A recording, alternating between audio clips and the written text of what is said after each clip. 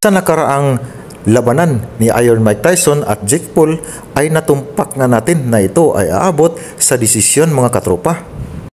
At Arnold Barboza matagumpay na i-upset itong former world champion na si Jose Ramirez mga katropa. Pero bago ang lahat ay nais ko munang magpasalamat sa inyong lahat mga katropa. At huwag kalimutang mag-like and subscribe para patuloy kayong maging updated sa aking i-uploads ng mga bagong video.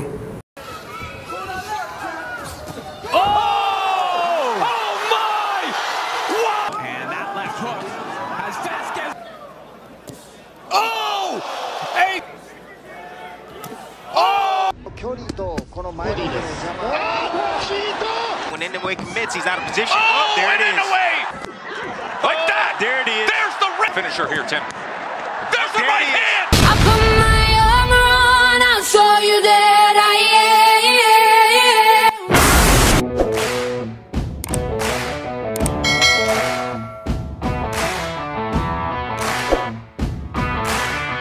Sa nakaraang laban ni Iron Mike Tyson versus Jake Paul ay katulad nga ng ating inaasahan, ito ay natatapos talaga sa kanilang 8 rounds boxing schedule via unanimous decision pabor kay Jake Paul dito kontra kay Mike Tyson na 58 years old na mga katropa.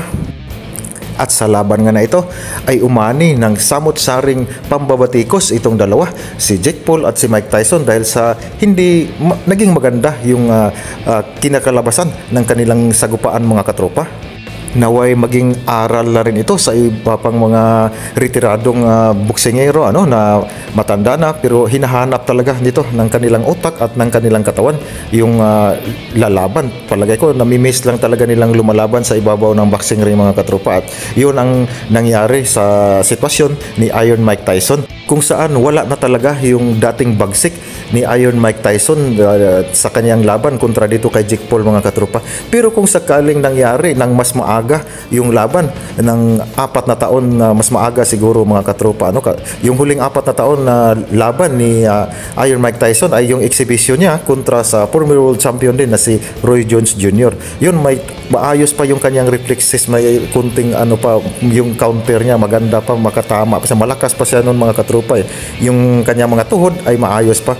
Subalit dito nga sa kakatapos nilang laban ni Jake Paul ay hindi na talaga, wala na yung mga ganon, yung reflexes niya hindi na maayos, maka-wave, mayroon pa siyang mga movement na makailag pa naman mga katropa, pero yung capability talaga niya na mag-counter sa tamang timing, wala na talaga, hindi na natin nakikita kaya medyo masakit talagang isipin na gustuhin man niyang mapakita ng magandang laban yung sa mga boxing fans ay hindi niya talaga na nagawa mga katropa. Wala na talaga yung kanyang dating bagsik at bangis mga katropa. Isang laban, Arnold Barboza matagumpay ang pag-upset kontra sa former world champion na si Jose Carlos Ramirez. Simula sa umpisa ng laban mga katropa hanggang pagtapos ay maganda talaga yung pinakitang galawan at saka yung game plan sa kampo din ni Arnold Barboza mga katropa. Si Jose Carlos Ramirez Jr. ay isang former world champion matapos nitong matalo at maagawan ng unified belt kontra kay Josh Taylor. Si Jose Ramirez ang naging yamado sa laban kontra dito kay Arnold Barboza. Nagawa na natin ng video ito, na-upload na natin mga katropa, panoorin nyo na lang yung video na na-upload natin. Yun nga, tagumpay na upset ni Arnold Barboza.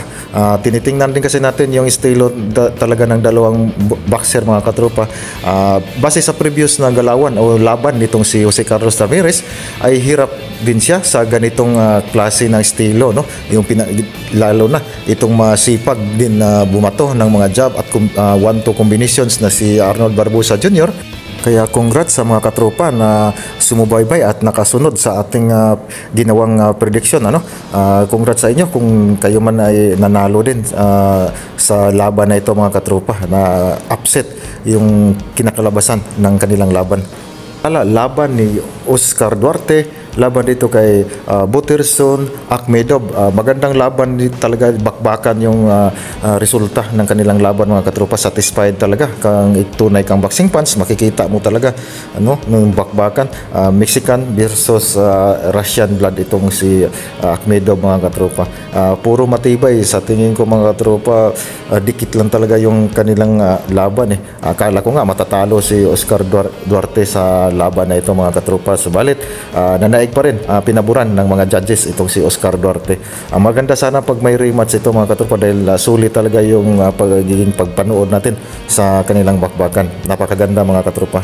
Yun, tumpok din natin yung laban na ito, panalo si Oscar Duarte, panalo tayo ng konti, pero hindi natin nagawa ng content video ito mga katropa, dahil nag-alangan din kasi ako kung sino sa kanilang dalawa yung pipiliin, kung pipiliin ko bang fight goes to distance o hindi na abot sa desisyon mga katropa. Naguluhan ko, kaya sa bandang huli ay pinipili ko na lang na manalo itong si Oscar Duarte, at yun, buti na lang natsambahan natin mga katropa. Pero dito sa laban na ito mga katropa, dito tayo nabawian. Hindi nagtagumpay si Chris William Smith, na i-upset sana itong Yamado na si Zurdo Ramirez. Pinipili ko si Chris William Smith sa dahilang siya kasi yung natural na nasa cruiserweight division mga katropa, at nag-challenge itong si Zurdo Ramirez sa kanya.